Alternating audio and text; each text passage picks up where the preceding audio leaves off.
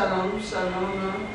C'est un jour très merveilleux pour nous cet après-midi. Sur le cri de la sentinelle, sur son plateau, j'ai reçu un grand homme puissant, nom de Dieu, qui n'est autre que l'apôtre Ange Céleste. Bonsoir, papa. Bonsoir. Ce soir, papa est venu avec un message très capital pour toi et moi. Alors, papa, c'est quoi le message? Oui, nous allons étudier la vie d'une personne que moi je prends comme étant notre modèle, en même temps mon mentor, qui est Paul. Et vous savez, dans la vie, la Bible dit que ce qui arrive aux gens peut aussi nous arriver.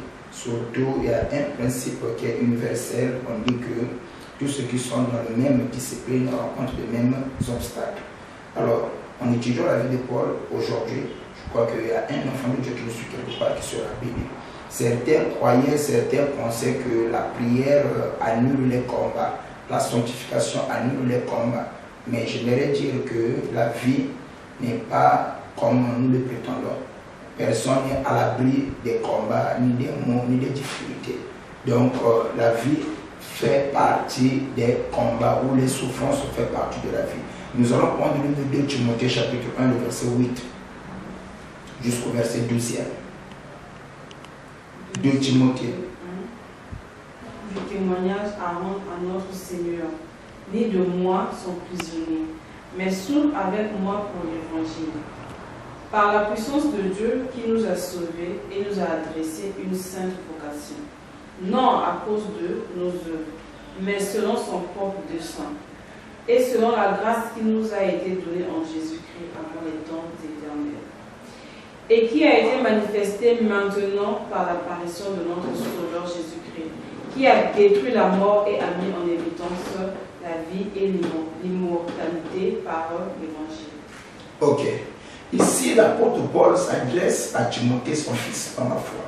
Il nous dit, Timothée, mon fils dans la foi, n'aie point honte de souffrir avec moi, ni de témoigner Dieu. Parce que la vie de l'apôtre Paul, il a traversé des moments très difficiles, au point où il avait la puissance de la parole. Il a prié pour les malades ont été guéris. Il a prié pour les infirmes ont marché. Il a prié pour les aveugles ont vu. Mais qu'à cela ne tienne, la vie de Paul, il avait aussi des moments difficiles que lui a eu à traverser. Nous allons ajouter encore un autre passage dans le livre de 2 Timothée chapitre 2, le verset 3. Timothée 2. Le verset 3. La Bible dit, souffre avec moi comme un bon soldat de Jésus-Christ. Souffre avec moi comme un bon soldat de Jésus-Christ. Donc si l'apôtre Paul a fait mention de sa souffrance, c'est qu'il souffrait aussi. Le verset 9 dit quoi? Le verset 9, pour lequel je souffre jusqu'à être lié comme un malfaiteur.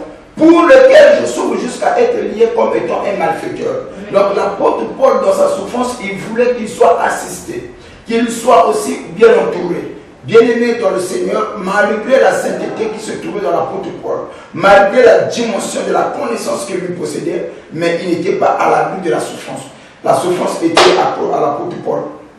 Et c'est au point où l'apôtre Paul va dire à Timothée, mon fils, n'aie point honte de souffrir pour moi, ni pour souffrir pour Jésus-Christ. Donc il rappelle l'apôtre Paul rappelle à Timothée de ne pas avoir honte de sa souffrance, mais plutôt dans sa souffrance que Timothée soit aussi un partisan, quelqu'un qui va le soutenir dans les moments difficiles. C'est la chose qui nous manque actuellement dans nos églises et dans nos ministères. Quand le leader a des problèmes, il est abandonné, délaissé. Mais quand le leader est en bonne santé et en forme, c'est tout le monde qui dit que non, ça c'est mon papa, ça c'est mon pasteur, ça c'est mon daddy. Mais quand le leader traverse des moments difficiles, des moments d'épreuve, on oublie tous les sacrifices du leader. Alors j'aimerais adresser à tous les leaders qui nous suivent en ce moment que dans les moments difficiles, ne renonce pas à la foi. Il peut arriver que tes enfants puissent te tourner le dos. Il peut arriver que tes enfants puissent t'abandonner. Mais toi, le leader, tiens la tête haute, fais confiance à Dieu, celui qui t'a appelé, et je crois que la lumière jaillira tout seul. Et je n'aimerais pas que vous puissiez oublier, il est arrivé de la vie de l'apôtre Paul qu'il soit abandonné par Démas. Démas qui était un compagnon de service sur le plan ministériel de l'apôtre Paul, il est arrivé dans la vie de l'apôtre Paul ou dans son ministère qu'il soit combattu par Alexandre le forgeron. Malgré cela, il avait la sainteté, il avait la pureté, Dieu était avec lui, mais il n'était pas à l'abri de la souffrance. Donc, chrétien, toi qui m'écoutes aujourd'hui, si tu souffres comme étant chrétien, il ne faut pas avoir honte de ta condition ni de ton état. Il y en a certains qui ont abandonné Dieu, il y en a certains qui ont renoncé à la foi pour le simple fait, il prie, mais il a la souffrance, il prie parce qu'il y a des combats. Mais cependant, la Bible ne dit pas que vous qui croyez en moi, le fait que vous priez, alors vous serez à l'abri de la souffrance. Non, mais plutôt la Bible nous fait comprendre que tous ceux qui veulent vivre pieusement en Jésus-Christ, ils seront persécutés. Donc la vie fait partie, la souffrance fait partie de la vie. Et dans la souffrance, n'abandonnez pas Dieu, accrochez-vous à ce que vous avez été appelé et à ce que vous croyez. Je crois que le Tout-Puissant sera avec vous.